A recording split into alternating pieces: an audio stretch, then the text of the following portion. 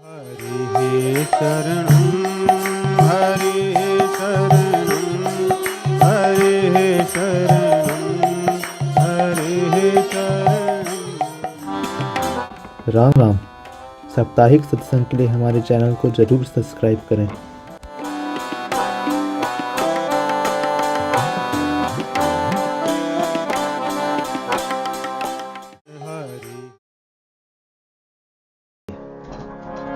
भगवान की कृपा से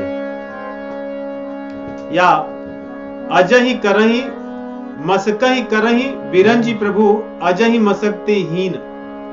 यदि भगवान चाहें तो ब्रह्मा को मच्छर बना सकते हैं और मच्छर को ब्रह्मा बना सकते हैं।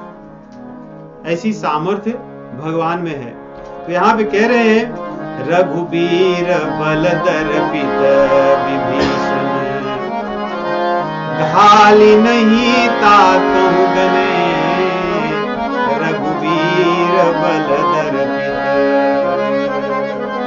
विभीषण का कोई बल नहीं है।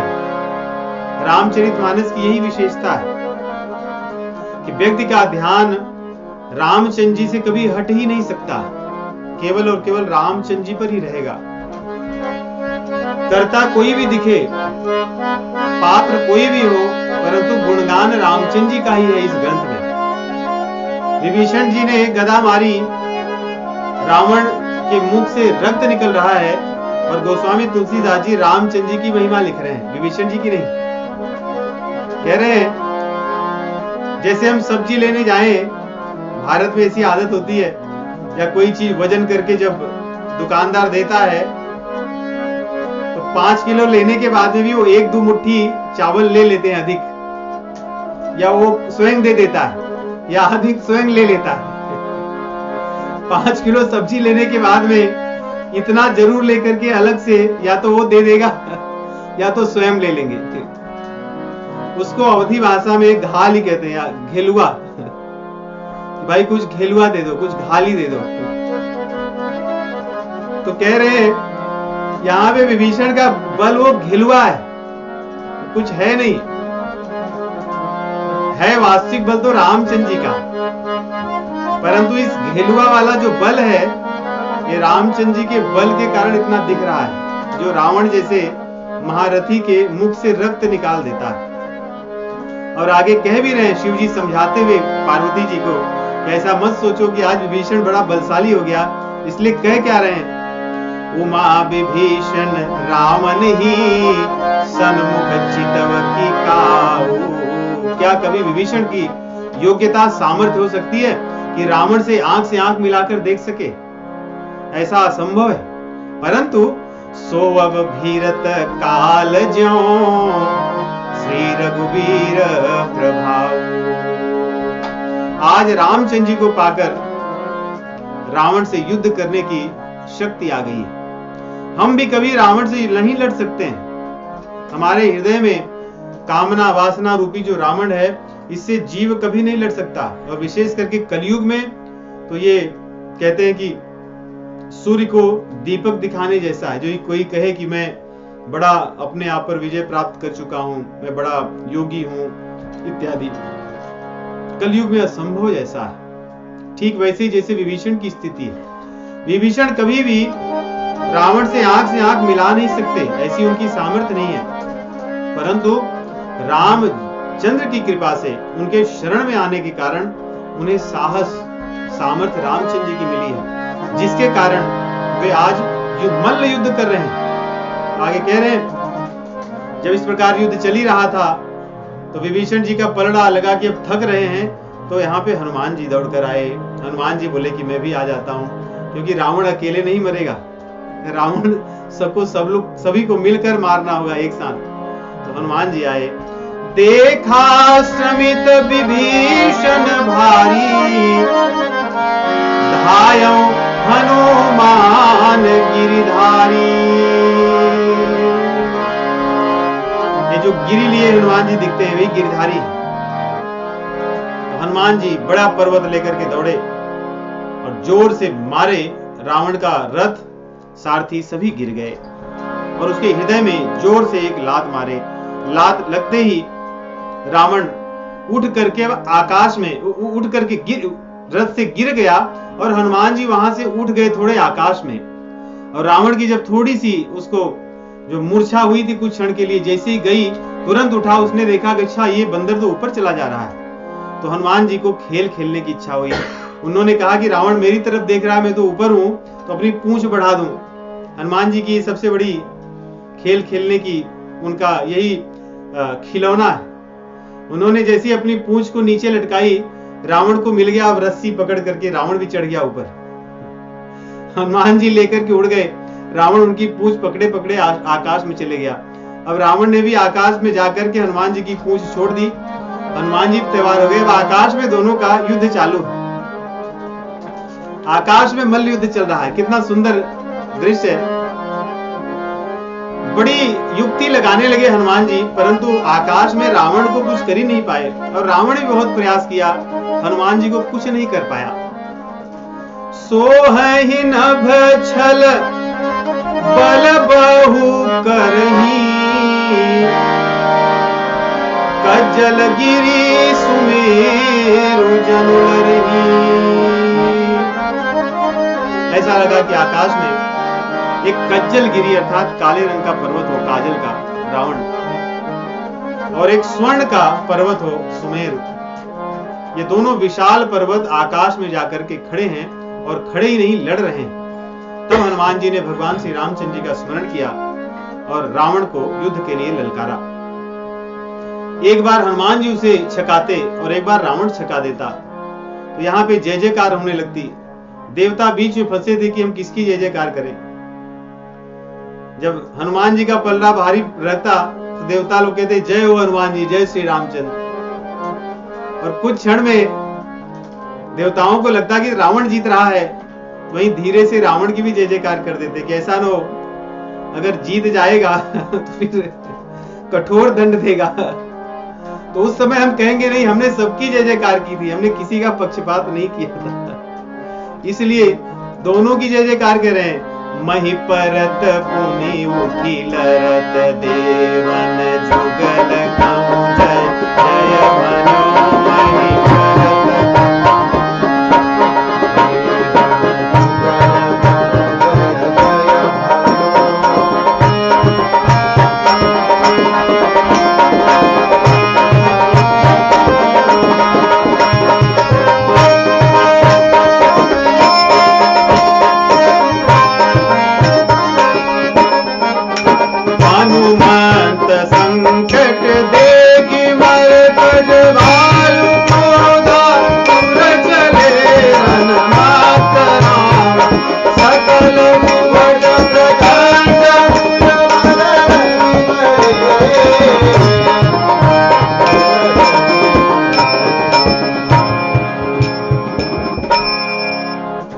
आकाश में युद्ध करते करते बंदर भालुओं ने देखा कि हनुमान जी का पलड़ा हल्का दिखा उन्हें, इसलिए वे सब लोग भी उड़ने लगे आकाश में और सहायता करने के लिए हनुमान जी को दौड़े। उस समय रावण ने अपनी माया विस्तारी, कह रहे अनेक रूप में वो दिखने लगा। रावण ने इतने रूप धारण किए कि सभी बंदर भालुओं के साथ रावण ही दिखता, अकेले लड़ रहा है। जितने बंदर भालू दिखे उतने रूप धारण करके सबके साथ लड़ने लगा। रघुपति कटक भालु कपि जेते, जहाँ तहाँ प्रगट दसानन तेते।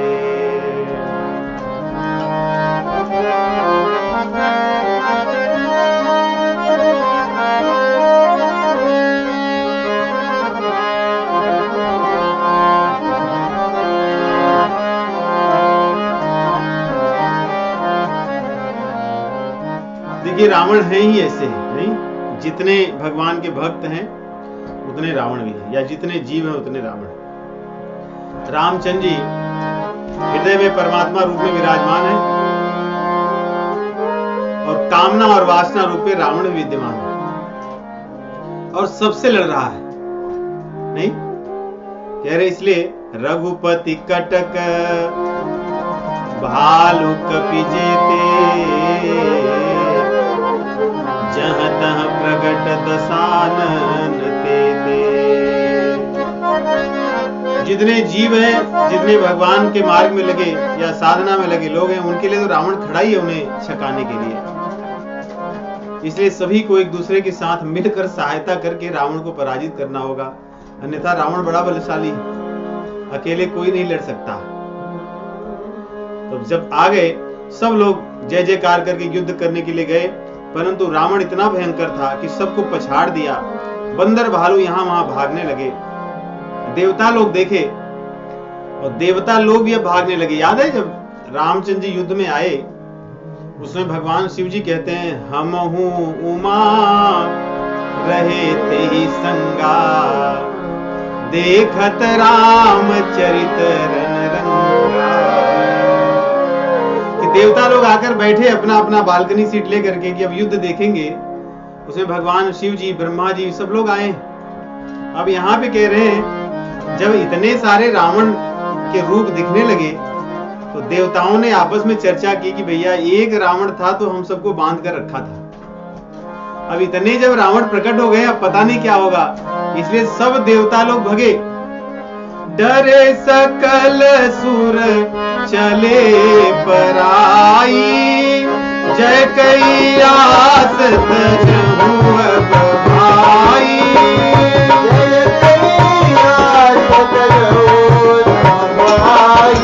भाई अब छोड़ दो, जय जयकार होगी ये सब छोड़ दो, रामचंद्र जी जीतने वाले नहीं है, इसलिए हमें भाग जाना चाहिए। क्यों? सब सुर जीते एक दस कंधर, अब बहु भये कतकहु गिरि कंधर।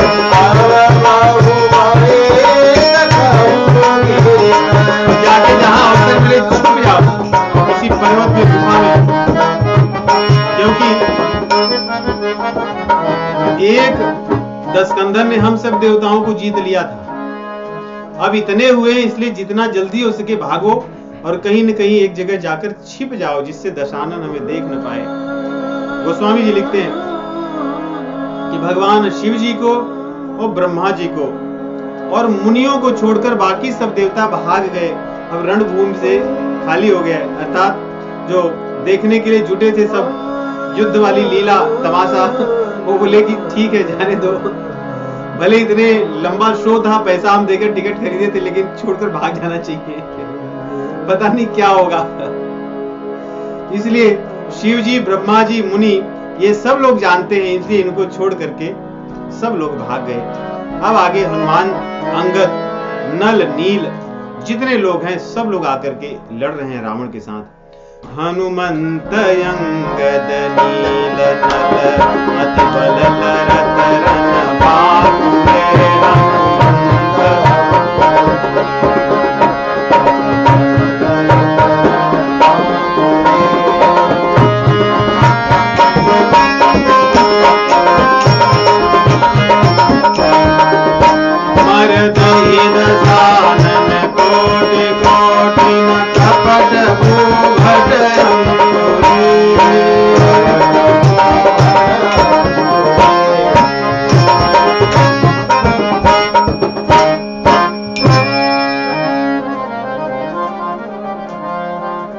आकर के रावण को मर्दने लगे, मसलने लगे, उससे युद्ध करने लगे। अंगद, हनुमान जी, नल, नील इत्यादि सभी लोग। परंतु रावण किसी के वश की बात इस समय नहीं है, क्योंकि वो भी अपनी अंतिम युद्ध लड़ रहा है। और ये अंतिम खेल है रामचंद्र जी का, जिसको अच्छे से खेलना चाहते हैं, उसको बहुत सुंदर युद्ध बनाना चाहते हैं, जो सदैव स्मरण योग्य हो। इसलिए रावण की शक्ति भी बढ़ती जा रही है। वही भगवत कृपा ही है कि भगवान उस खेल को खेलना चाह रहे हैं लंबे समय तक। इसलिए जब भगवान ने देखा कि बंदर भालू सभी लोग डर गए और सब लोग मिलकर लड़ रहे हैं, परंतु रावण की शक्ति बढ़ती जा रही है, तब भगवान श्री रामचंद्र जी ने एक बाण से सब माया जो फैला रखा था, रावण अनेक रूप धारण कर लिया था, उसको भगवान ने क्षण भर में हरण कर लिया, नष्ट कर दिया। और जैसे ऐसे हुआ तो जो लोग भाग करके गए थे उन्हें लगा कि चलो हमारा टिकट अभी भी वैलिड है, फिर दौड़ कर आए। यहाँ लिख रहे हैं, रावण एक देखी सुर हरखे, हिरे सुमन बहु प्रभु पर बरखे। ला करके पुष्प इत्यादि भगवान पर फिर से पुष्प वृष्टि किए कि चलो हम आ गए फिर से देखने के लिए, अब लड़ो। अब एक ही रावण है, अब हमारे मन में शांति है, अब हम प्रसन्न हैं। अब रावण को बहुत क्रोध आया देवताओं पर जब उसने देखा कि ये लोग लौटकर फिर आ गए हैं, भाग कर गए थे। तो रावण सबको छोड़कर देवताओं को भी दौड़ा लिया स्तुति कर, क्योंकि देवता लोग दौड़कर आए, पुष्प की वर्षा करने लगे, रामचंद्र की स्तुति गुणगान करने लगे। तब रावण दौड़ा गदा लेकर कि मैं तुम्हें मारता हूं, कि तुम्हें लगता है कि मैं अभी अकेला हूं, मैं चाहूं तो तुम्हें अभी भी मार सकता हूं। अस्तुति करत देवतन देखे भयं एक महीन के लेखे। अरे मूर्खों, तुम्हारी बुद्धि कमजोर है, मैं एक नहीं हूं, मैं पहले जैसे ही हूं, मैं भी माया फैला सकता हूं। ऐसा कह करके उनको दौड़ाया। तुम लोग हमेशा मेरे मरायल हो, अर्थात मेरे मारने के भय से तुम लोग छिपे रहते हो और आज आकर स्तुति कर रहे हो मेरे सामने रामचंद्र की। इस प्रकार क्रोध में आकर के देवता लोग यहाँ वहां भागे और उनको अंगद जी आकर के बचाए। दौड़े अंगद जी और अंगद जी उनको बचाए। उसके बाद में रावण ने अपने 20 हाथों से बाणों की वर्षा कर रहा है।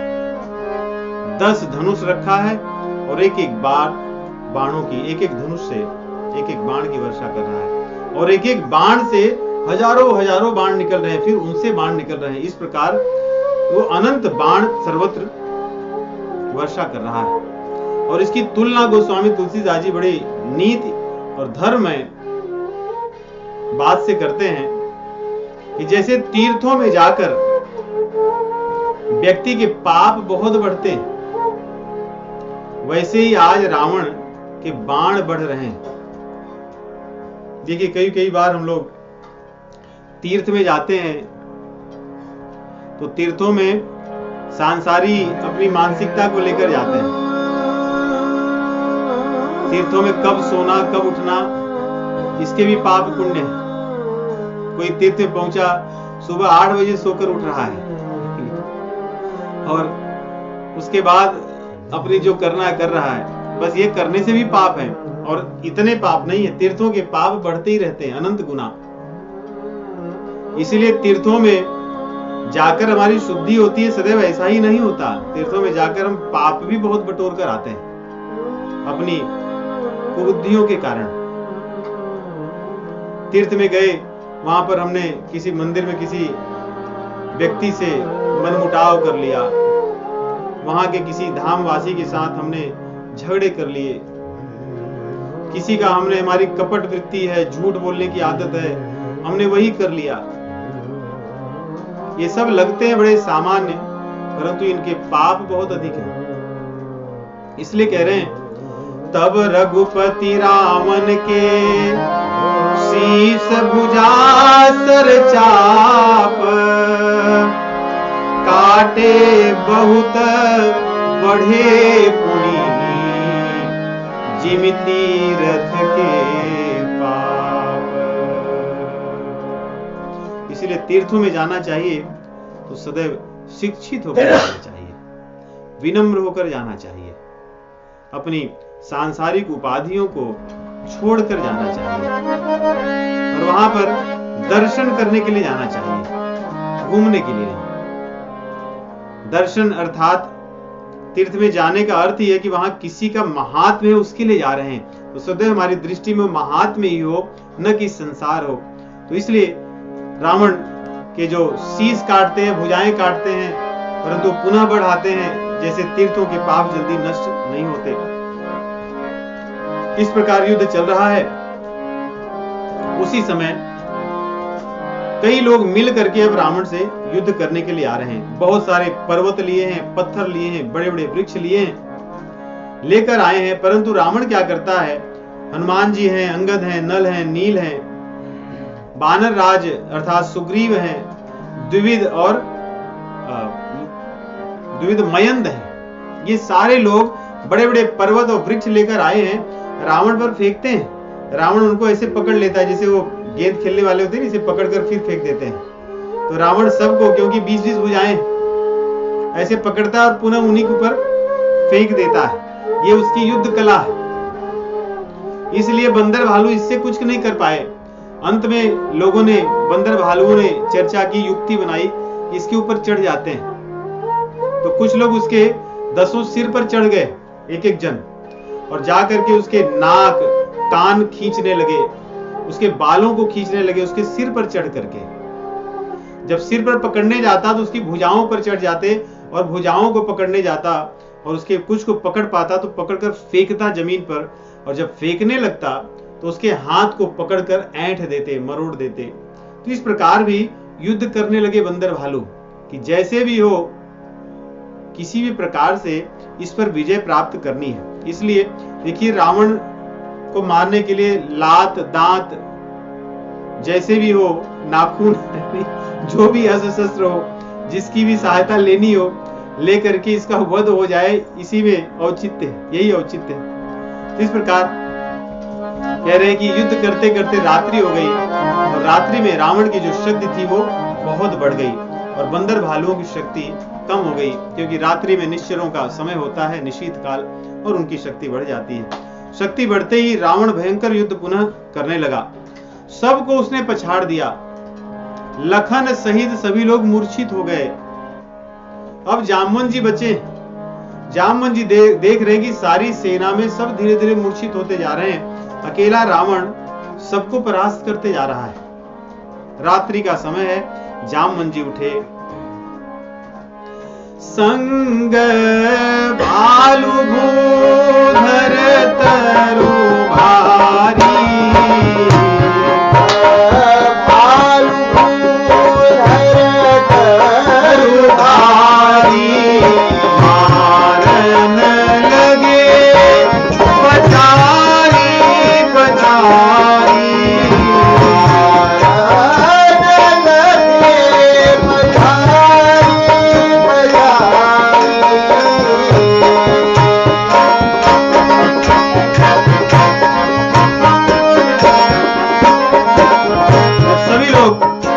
हो गए हैं। जामुन जी अपनी सेना, भालुओं की सेना लेकर जा रहे हैं। बड़े बड़े पत्थर और पर्वत भी हैं सभी लोग।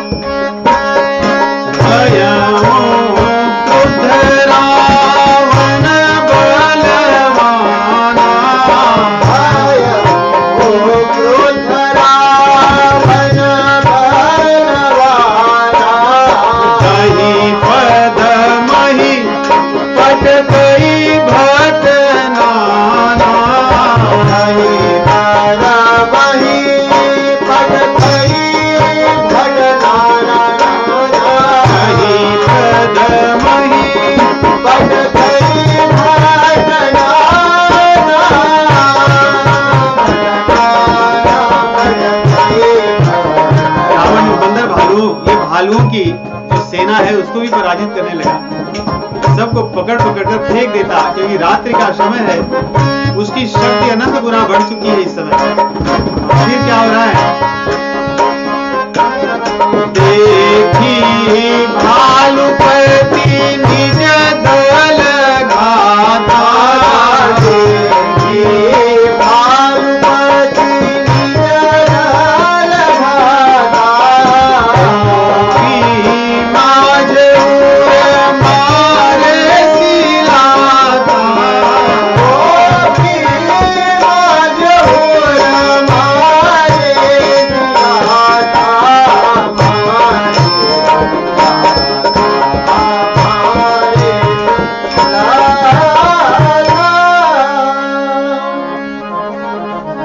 जामुन जी को क्रोध आया भयंकर, और दौड़कर उन्होंने उछलकर उसकी छाती में एक लात मारे। लात लगते ही रावण की 20 भुजाएं थी, 20 भुजाओं में उसने भालुओं को पकड़ कर रखा था। एक एक हाथ में 10-20 भालुओं को पकड़ रखा था। कह रहे हैं जैसे कमल के दल होते हैं, वैसे उसके हाथ में बंदर भालू चारों ओर खिले हुए थे। और जैसे ही उसकी छाती में लात लगता है, वो मूर्छित हो जाता है, उसके हाथ से सभी छूट जाते हैं। उसका जो सारथी था, रावण को देखा कि अब रावण अचेत हो गया है और उठ नहीं रहा है, उसको लेकर के भाग गया। तो बंदर भालू सभी लौट आए, रावण गया। और आगे कह रहे हैं त्रिजटा और माता सीता जी का संवाद। किस प्रकार रावण लौट आया है, ये उसकी अंतिम रात्रि है। कल इसका वध हो जाना है। जानकी माता जी रोज प्रतिदिन युद्ध के बाद सोचती कि अभी भी ये जीवित है। संदेश आता, हाँ अभी भी जीवित है, लौट आया है। क्योंकि जब रावण लौटकर लंका में आता युद्ध भूमि से, तो डंके बजाए जाते कि लौट आए। त्रिजटा को बुला करके बड़ी दुखी होकर के कहती कि आखिर इस रावण को मारेंगे कैसे, मरेगा कब, क्या कारण है जो नहीं मरता। फिर बड़ी दुखी होकर के कहती हैं, इसमें किसी का दोष नहीं है, दोष तो मेरा है, क्योंकि मेरा भाग्य ही फूटा हुआ है। यदि ऐसा न होता तो मेरी बुद्धि क्यों उस स्वर्ण मृग में जाती, और मेरी बुद्धि क्यों अनुज लखन भैया को कठोर शब्द कह करके भगवान के पास पुनः भेजती। मेरा दुर्भाग्य ही तो था जिसके कारण ये सब हुआ, और वही दुर्भाग्य है जो इस रावण को जीवित रखा है, और इसका कोई कारण नहीं। ये कह रही है, मोर भाग्य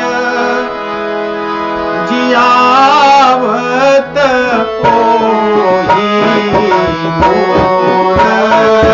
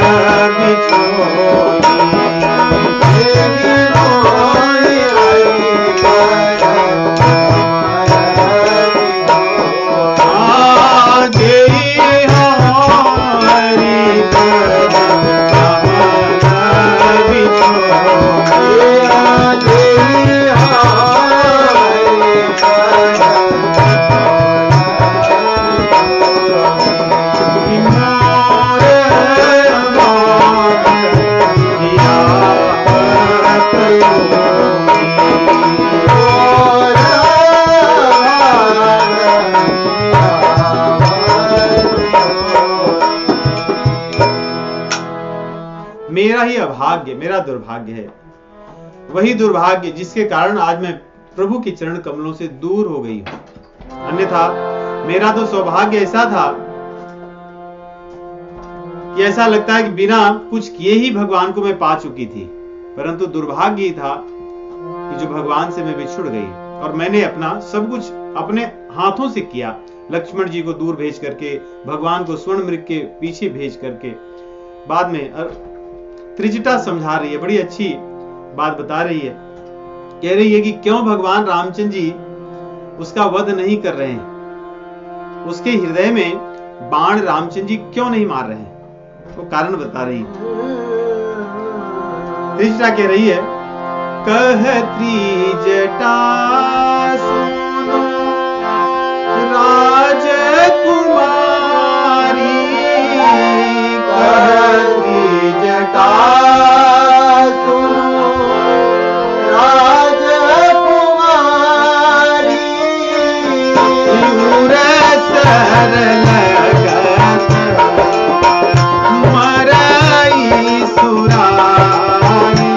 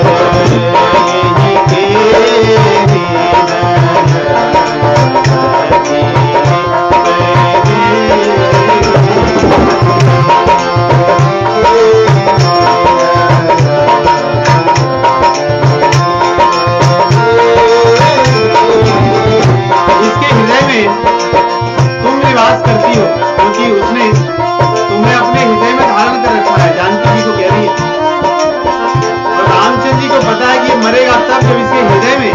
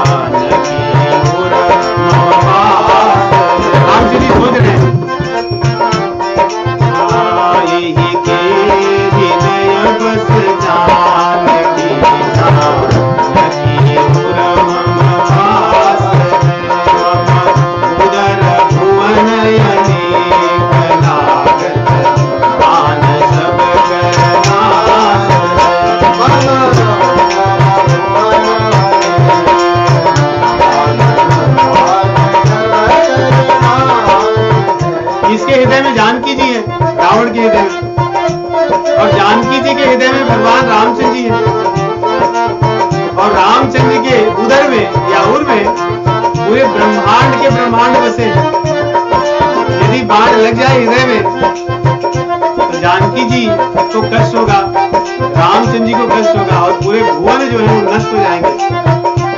इसलिए संपूर्ण ब्रह्मांड को बचाने के लिए भगवान इसके हृदय में बाण अभी तक नहीं मारे। अब माता जानकी जी बड़ी दुखी हो गई, तो क्या ये कभी नहीं मरेगा? उन्होंने कहा ऐसा नहीं, भगवान की ऐसी इच्छा है, इसको इतना कष्ट दिया जाए, इसके सिर इतने काटे जाए, इसका ध्यान पीड़ा के कारण तुम्हारे से हट जाए, तुम्हारे बारे में सोचना छोड़ दे। और जैसे वो तुम्हारे बारे में सोचना छोड़ देगा, उसी समय भगवान उसके हृदय में बाण मार देंगे। इसलिए रामचंद्र जी बड़ी तीव्रता के साथ इसके सिर काटते जा रहे हैं, इसको पीड़ा बढ़ाने के लिए। किस समय उस पीड़ा से ये तुम्हारा ध्यान छोड़े।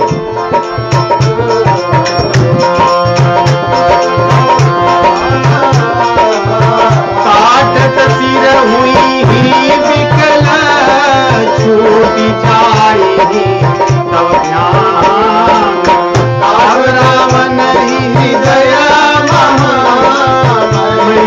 राम सुजान।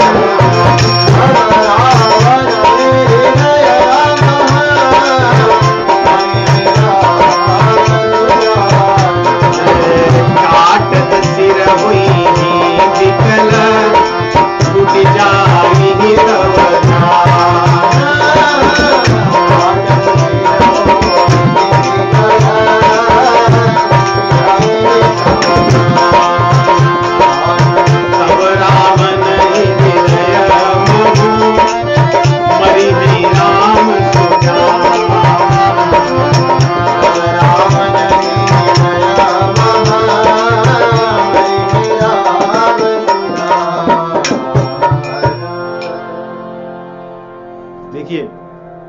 इसको ऐसे समझें।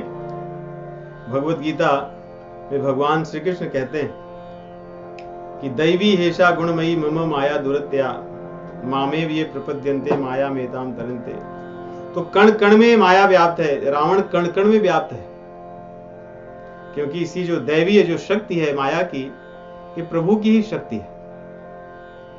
इसलिए इससे छूटना बहुत कठिन है, सब एक में गूंथे हैं। जब तक कि इसका ध्यान या हम सर्वत्र भगवान को न देखें, माया को न देखें, तब तक रावण रूपी या वासना रूपी माया रावण से बचना बहुत कठिन है। तो त्रिजटा की युक्ति थी कि जब बाणों से सिर कटने लगे, उस पीड़ा से रावण का ध्यान जानकी माता से हट जाएगा, उस समय रामचंद्र जी उसके हृदय में बाण लगा देंगे। इस प्रकार बातें हो गई। जानकी माता जी प्रतीक्षा करें कब भोर हो। भोर होते ही उनके बाम अंग फड़कने लगे। उनको बड़ी प्रसन्नता हुई कि कल त्रिजटा ने कहा था और आज बाम अंग फड़क रहे हैं। निश्चित रूप से हो सकता है आज मंगल संदेश मिल जाए कि रावण का वध हो गया आज के युद्ध के बाद। और यहाँ पे रावण आधी रात बीत जाने पर उसकी मूर्छा जाती है, जगता है, अपने सारथी को खींचने लगता है, उसको लात मुक्का मारने लगता है कि तू मुझे यहां क्यों ले आया। वो बोला कि महाराज आप अचेत हो गए थे। उसको सठ कह करके और क्रोधित करके धिक धिक अपने आप को धिक्कारने लगा कि धिक्कार है, अब मैं क्या करूं। ऐसा कह करके घोर युद्ध की तैयारी करने लगा। भोर होती है और भोर होते ही बंदर भालू तैयार है वहां, जो रामचंद्र जी रात में उनका अपनी कृपा से उनकी मरहम पट्टी कर देते थे तो ठीक हो जाते थे सब। सुबह उठकर फिर से तैयार है, कलेवा वगैरह खाकर तैयार हैं युद्ध के लिए। सुनिया गमन, संदेशा आया कि भैया रावण आ गया फिर से भोर होते ही। सुनिया गमन दशानन केरा, सुनिया गमन दशानन केरा, कापिदल खर भर भयम घनेरा,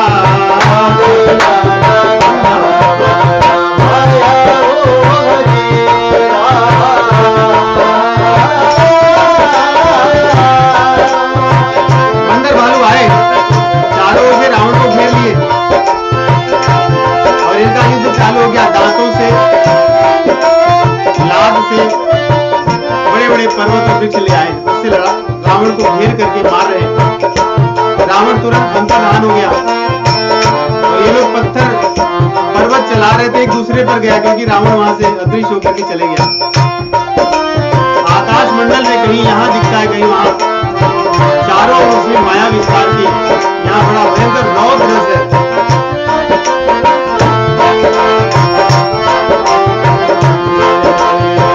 जोगिनी रहे करबाल, एक हाथ मनुज कपाल,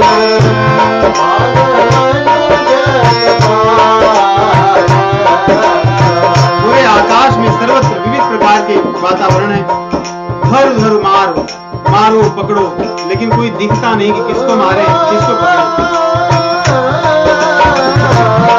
बंदर भालू यहाँ वहां भागने लगे। आज है जाही मरकट भागी, कह मरत देखहि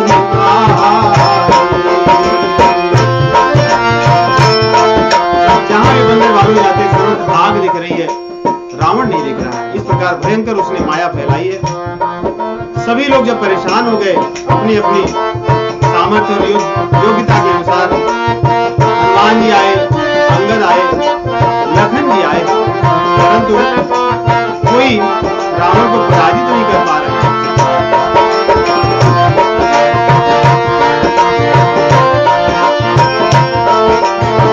रावण ने सभी को अचेत भी कर दिया, माया से युद्ध करके अचेत कर दिया। उस समय सेना में खलबली मची है। रामचंद्र जी को पुकार कर सभी विलाप कर रहे हैं, रो रहे हैं। राम हार गुनाथ, कहि सुभट मी जहि राम हार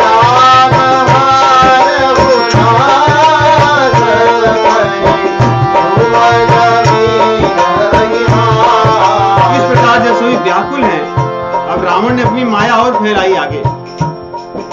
उसने रामचंद्र जी के आगे आया और हनुमान जी के अनेक रूप धारण किए। अब रामचंद्र जी बीच में खड़े हैं, चारों ओर हनुमान का रूप धारण करके उसने रामचंद्र जी को घेर लिया। अब सोचिए, एक बंदर भालू देखकर और डर गए कि हनुमान जी रामचंद्र जी को क्यों मार रहे हैं। हनुमान जी तो रामचंद्र जी के सेवक। अब इसमें कौन असली और कौन नकली ये भी नहीं पता। और सारे हनुमान मिल करके रामचंद्र जी से युद्ध कर रहे हैं। तो बंदर भालू और भी भयभीत हो गए कि अब क्या होगा। देवता भी भयभीत हैं कि अब इस युद्ध में पता नहीं क्या होगा। रावण की शक्ति तो दिन प्रतिदिन बढ़ रही है। अब इसका क्या उत्तर है?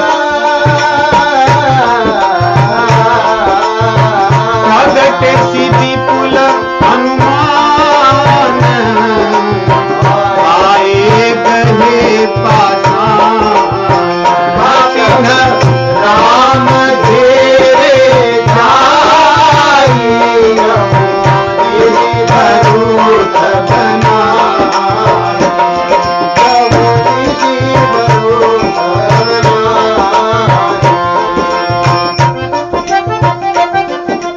भरूत दृश्य दिख रहा है कि चारों ओर लंगूरों की पूंछ, बीच में रामचंद्र जी। तो इस प्रकार जब चल ही रहा है, उसी बीच में रामचंद्र जी एक बाण उठाते हैं जो माया को भंजित कर देती है। माया भंजन है बाण, माया नष्ट हो जाती है। कहीं कोई हनुमान जी नहीं दिखते, नकली वाले सब चले जाते हैं। अब यहाँ गोस्वामी तुलसीदास जी रुकते हैं और अपनी एक समरी रिपोर्ट दे रहे हैं। सारांश बता रहे हैं कि अब तक मैं क्या लिखा हूं और इतना क्यों लिख रहा हूं, वो बता रहे हैं।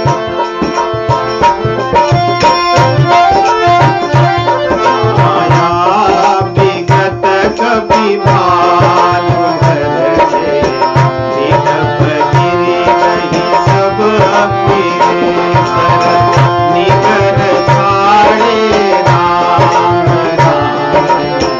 भाव सिर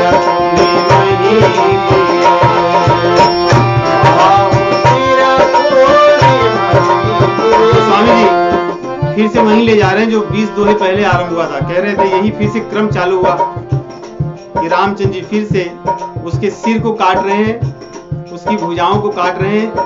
एक बार में 30 बाण छोड़ते हैं, उसके 10 शीश और 20 भुजा कटकर गिर जाती है और उन्हें फिर से वो उत्पन्न कर लेता है। फिर से वही क्रम चालू हो गया जो हम 20 दोहे से पढ़ रहे हैं। तो कह रहे हैं इतना मैं क्यों लिख रहा हूं, क्योंकि रामचंद्र जी और रावण की लड़ाई ही ऐसी है, इसका कभी अंत नहीं।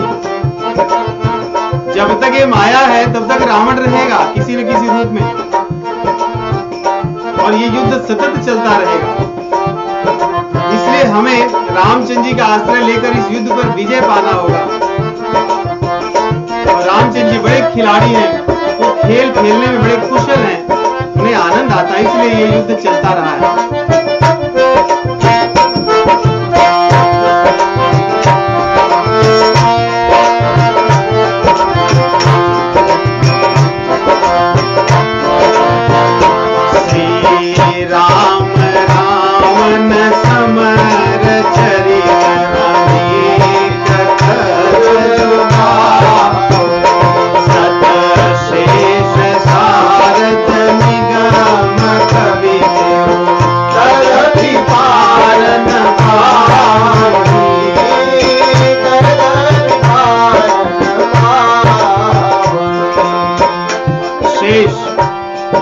सरस्वती, वेद, भगवान शिव जी, ब्रह्मा जी, अन्य बड़े बड़े कवि ये करोड़ों कल्पों तक, एक दो दिन करोड़ों कल्पों तक भी गाएंगे तो राम और रावण के इस युद्ध का वर्णन नहीं कर सकते। तो मैं कैसे कर सकता हूं? मैं तो कुछ एक कवि हूं, छोटा सा मतिमंद हूं। ताके गुण गण कछु कहे, जड़मति तुलसी दास, जिमनि बल अनुरूप थे, माछी उड़े आकाश, माछी उड़े आकाश। इस प्रकार शीश कटना, भुजाएं कटना, कह रहे हैं कि ये तो चलता रहेगा। शेष, शारदा, शिव जी, वेद, ब्रह्मा जी, ये 5 ये तो अनादि है। ये लोग सतत भगवान के गुण गाते हैं, कहते हैं ये तो कल्पों तक यदि कहते रहेंगे तभी भी ये रावण मिटने वाला नहीं है, या रामचंद्र जी और रावण का युद्ध ये कह नहीं सकते पूरी तरह से। तो मैं क्या कहूंगा, मैं तो वैसे ही प्रयास कर रहा हूं। बड़ा सुंदर तुलना दे रहे हैं, जैसे माखी, जो मक्खी होती है, मक्षिका, वो अगर उड़े और कहे कि आकाश को मैं छू लूंगी तो ये तो मुड़ता है। कहते हैं वैसे ही मैं लिखूंगा तो मेरे लिखने से क्या होगा, कुछ नहीं होने वाला है, इसलिए मैं अपनी लेखनी को अब छोटा कर रहा हूं। ऐसा कह करके अब रावण के वध पे आते हैं कि रावण का वध, रामचंद्र जी बार बार भुजाएं काट रहे हैं, शीश काट रहे हैं, और वो बढ़ते जा रहा है। कैसे बढ़ रहा है, यहाँ पुनः दृष्टांत दे रहे हैं, बार बार उदाहरण देते हैं। काटत बढ़ही शीश समुदाय,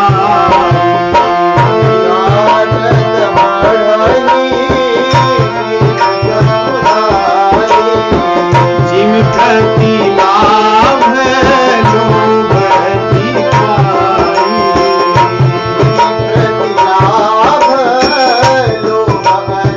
देखिए यही रावण है वास्तव में। इस चौपाई को ध्यान से देखिए, रावण यही काटत बढ़ही शीश समुदाय, काटत बढ़ही शीश समुदाय, जिमि प्रति लाभ लोभ दिखाई। जिमि प्रति लाभ लोभ दिखाई, जिमि प्रति लाभ लोभ अधिकारी, यही रावण है वास्तव में। हमारे जैसे सामान्य जीवों के लिए इससे बढ़कर और कोई रावण नहीं है। जैसे जैसे हमारा लाभ बढ़ता है हमारा लोभ बढ़ता है, और इसी क्रम में जीवन पूरा बीत जाता है। लाभ मिला और बढ़ा नहीं, यदि किसी व्यक्ति को 5% उसका वेतन बढ़ जाए तभी भी उसको प्रसन्नता ज्यादा नहीं, जैसी पता चला कि उनका 6% बढ़ा है, वो दुखी हो जाएगा कि क्या हुआ, ये रावण है। और जैसे जैसे बढ़ता जाए वैसे वैसे उसका लोभ और बढ़ता है। ये तो हमने बहुत, रावण इस प्रकार ही बढ़ता है। और इस पर हमारी दृष्टि जाए, इस रावण को हम पकड़ सकें और भगवान की कृपा से सत्संग से इस रावण का वध कर सके, यही वास्तव हमारे जीवन का कर्म है। पूरा जीवन इसीलिए करना है। ये रावण बढ़ता जा रहा है, अब ये कैसे नष्ट होगा? मरई नरिपुश्रम भयो विशेषा। अब लाभ के बाद लोभ बढ़ेगा तो कहां से नष्ट होने वाला है? राम विभीषण तन तब देखा। अब रामचंद्र जी देख रहे हैं विभीषण की तरफ, जो इस रावण को अच्छी तरह से जानते हैं, नहीं, जिन्होंने इस रावण के साथ जीवन जिया है, जिनके पास इसके सूत्र पता है, इसका रहस्य पता है कि क्यों बढ़ रहा है। भगवान एक तरफ से, एक ओर से परीक्षा ले रहे हैं विभीषण की कि आए हो मेरी शरण में, श्रवण सुजस सुन आयऊ प्रभु भंजन भवभीर, त्राहि त्राहि आरति हरण शरण सुखद रघुवीर, नाथ दशानन कर में भ्राता, निशिचर वंश जन्म सुरता। निश्चर वंश में मेरा जन्म था, मैं इसका भाई हूं। तो भाई हो तो रहस्य तो बताओ, और मेरी शरण में आए हो तब भाई कहां रह गया? सब कुछ संबंध तो मेरे साथ हो गया, तो भाई का रहस्य तुमने अभी तक मुझे नहीं बताया है। रामचंद्र जी संकेत कर रहे हैं कि मैं चाहूं तो मार सकता हूं इसको, लेकिन मैं चाहता हूं कि तुम्हारा योगदान हो, तुम पर कोई बाद में उंगली न उठाए कि कैसा शरणागत था जिसने रहस्य को भगवान को नहीं बताया। ये कथा रामचरितमानस में बड़ी सुंदर ढंग से चित्रित की गई है, बहुत सी रामायणों में नहीं है, क्योंकि ये ग्रंथ केवल और केवल भक्ति और शरणागत जो प्रपन्न लोग हैं उनके लिए है। भगवान श्री रामचंद्र जब उनकी ओर देखते हैं तब यहाँ पे शिव जी लिख रहे हैं,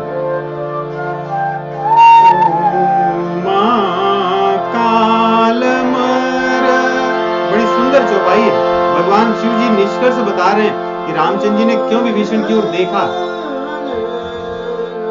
उमा काल मर जाकी इच्छा, उमा काल मर जाकी इच्छा, उमा काल मर,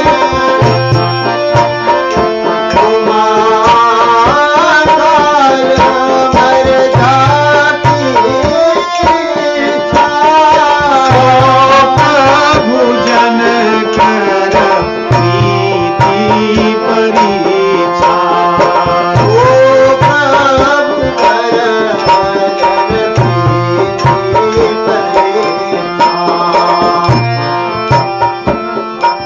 शिव जी कह रहे उमा, भगवान की इच्छा होने से काल मर जाता है जो सबको मारता है, तो ये रावण कौन सी बात है। लेकिन प्रभु जन कर, सो प्रभु जन कर प्रीति परीक्षा, जिनकी इच्छा से काल मर जाता है वो प्रभु आज विभीषण के प्रेम की परीक्षा ले रहे हैं कि तुम्हारा प्रेम मेरे साथ है या तुम्हारा प्रेम अपने भाई के साथ है। तन धन भवन सुहृद परिवारा, सबकई ममता ताग बटोरी, मम पद बने बांधी बर डोरी। मेरे चरणों में जब तुम सब कुछ लेकर आए हो, तुम मुझ में भाई हो, मुझ में पिता हो, मुझ में माता हो, मुझ में बंधु हो। अब रावण तुम्हारा नहीं रहा, इसलिए तुम उसके रहस्य को, क्योंकि भगवान तो जानते हैं। अब विभीषण जी तनी भी विलंब नहीं किए। यहां देखिए चौपाई और उसमें कुछ नहीं दिख रहा है। जैसे ही भगवान शिव जी कह रहे हैं, विभीषण जी की बात आ रही है, विभीषण जी कह रहे हैं भगवान से, सुनु सर्वज्ञ चराचर नायक,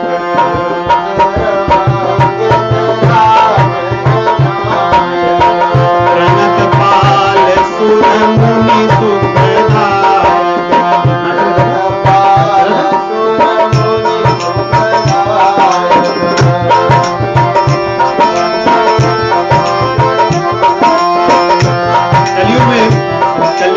के लिए या कलयुग में संसार सागर से तरने के लिए इतना सरल ग्रंथ अन्यथा बहुत दुर्लभ है।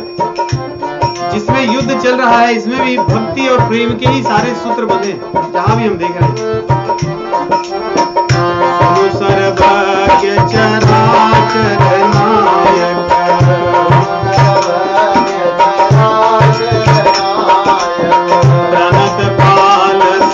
मुनि सुखदायक,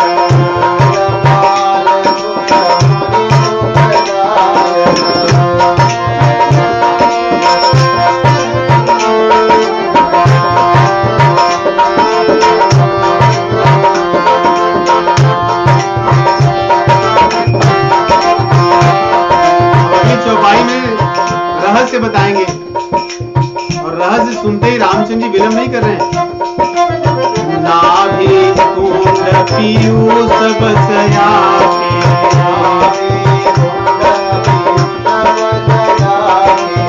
नाभि कुंड पीयूष बसया के,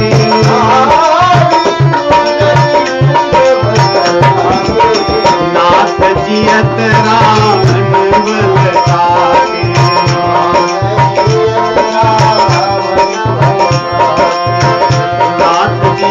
रावण बलता के,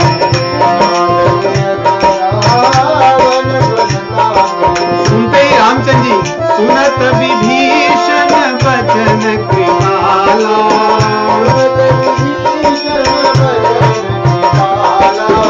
हरखि गहे करवान कराला।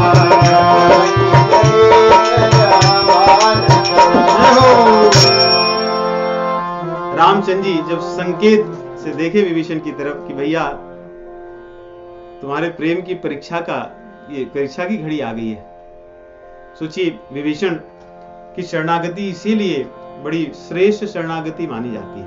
शरणागत तो बहुत हैं हमारे शास्त्रों में, एक से एक परम भागवत शरणागत हैं। भरत जी भी हैं, गोपिकाएं हैं, सभी हैं। परंतु एक व्यक्ति कहां से उठकर कहां आया, जिसका जन्म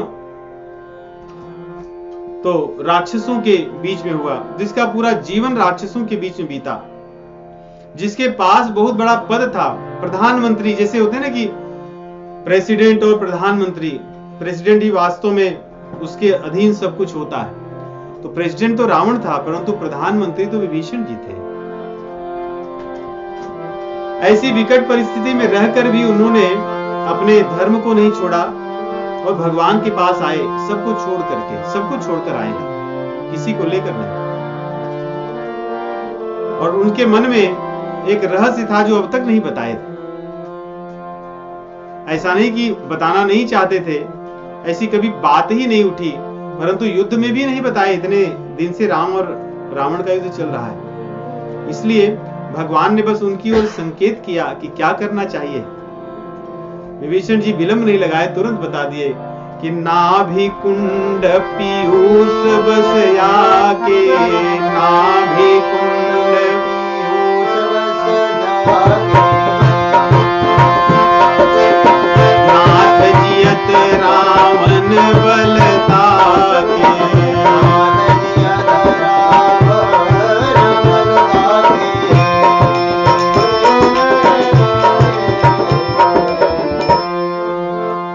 बहुत प्रसन्न हुए और बाण उठाए हैं। सर्वत्र चारों ओर अपशकुन हो रहा है।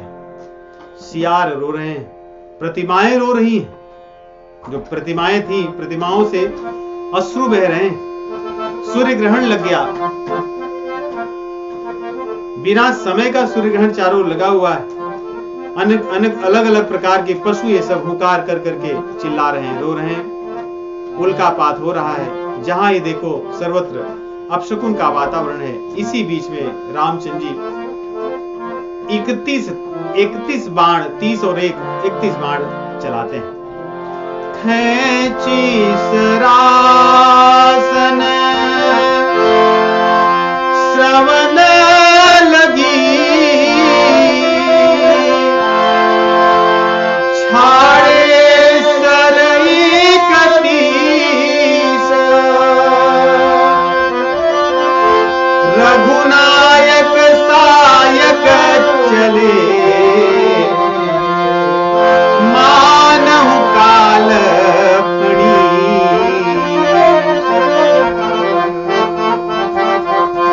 31 बाण इसलिए, 10 शीश के लिए, 20 बाण भुजाओं के लिए और 1 बाण उसकी नाभि के लिए, नाभि कुंड में। तीनों 31 बाण एक साथ गए, एक साथ ही भुजाएं कट गई, एक साथ ही उसके सारे शीश कट गए और नाभि कुंड का जो अमृत था वो भी जलकर भस्म हो गया। अब रावण के पास जो शीश प्रकट होता था वो सब फैक्ट्री बंद हो गई है। अब न तो हाथ प्रकट होंगे और न तो शीश। ये विभीषण जी की कृपा है, उन्होंने अब तक नहीं बताया। यही भगवान शिव जी से तप करके उसने अपने आप को बचा रखा था। रावण तब तक कामनाएं वासनाएं तब तक जीवित रहेंगी जब तक हम पुण्य में और पाप में कर्म करते रहेंगे। सकाम कर्मों को कर करके जब तक हम अमृत में इस पाप और पुण्य को इकट्ठा करके रखेंगे तब तक हमारी कामनाएं वासनाएं बढ़ती रहेंगी। जब हम उन्हें प्रभु को समर्पित कर देंगे तो हमारी कामनाएं वासनाएं सब बंद हो जाएंगी। और रावण के जब हाथ पैर तब नहीं बढ़ने वाले, शीश कट करके और भुजाएं कट करके सारे डिलीवरी करवा दिए भगवान मंदोदरी के सामने। जितने बाण चले थे किसी ने गिरने नहीं दिया, सारे बाण ले जाकर के मंदोदरी के आगे भुजाओं और सिर को रख करके और लौट आए रामचंद्र जी के पास और उनके तर्कस में, क्योंकि रामचंद्र जी के द्वारा चलाए गए कोई भी बाण व्यर्थ नहीं होते, जाते हैं काम करके पुनः लौट आते हैं। तो 31 के 31 बाण पुनः लौट आए और मंदोदरी के आगे सारी चीजें गिरी पड़ी। रावण जब गिर रहा था पूरी धरती पर भूकंप आ गया और उसकी धड़ चल रही थी। रामचंद्र जी ने फिर से एक बाण मार करके उसको 2 खंड में विभाजित करके उसे भूमि पर गिरा दिया और आज इस पृथ्वी से, इस रणभूमि से रावण का नाम नष्ट हो गया। बोलिए भगवान श्री रामचंद्र की। राम रावण संग्राम की, श्री राम विजय उत्सव की। देवता लोग प्रकट हुए हैं, पुष्पों की वर्षा कर रहे हैं, रामचंद्र जी की स्तुति गा रहे हैं और रामचंद्र जी का सौंदर्य बड़ा अनुपम है, एक छंद है, बड़ा सुंदर। रामचंद्र जी का वर्णन गोस्वामी जी वहां भी कर रहे हैं कि कितना सुंदर लग रहे हैं।